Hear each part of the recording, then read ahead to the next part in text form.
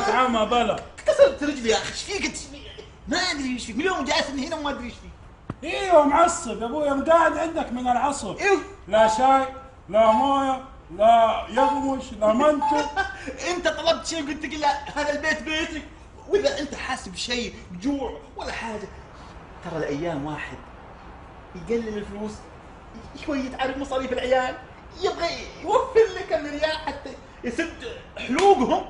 ايوه ايوه اخويا عويد، انا بكلمك في نقطه ايوه مره مهمه. اخترعت بكلام يعني.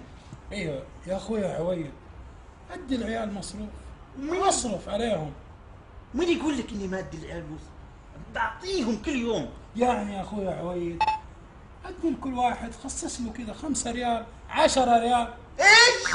5 ريال ليش؟ يخرب بيت شيطانك، لا يسمعك حميد واخوانه يذبحوني والله.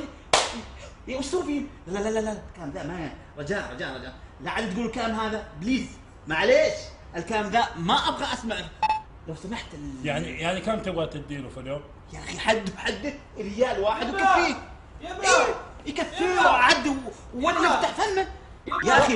الواحد يقتصد يا اخي. انت مفروض انك ترى عندك مصروف من اول الشهر لاخر الشهر بتوفر لمين؟ ريال واحد ايش يشتري به؟ يا حبيبي وين بياكل؟ ما يفطر في بيت امه ويتغدى ببيتي انا.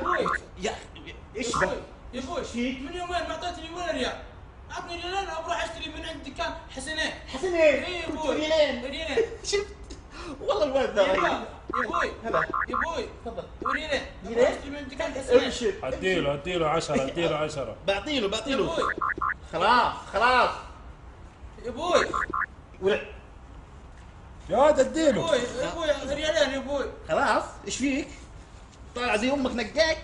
يا ابوي اقول لك خذ ريال واشتري من عند حسن، تفهم؟ يا ابوي ريال واحد يا ابوي يكفيك. يا ابوي ريال. اسمع يا حميد، هذه اسمع. احلى 10 من عمك انور. حبيبي قلبي. يا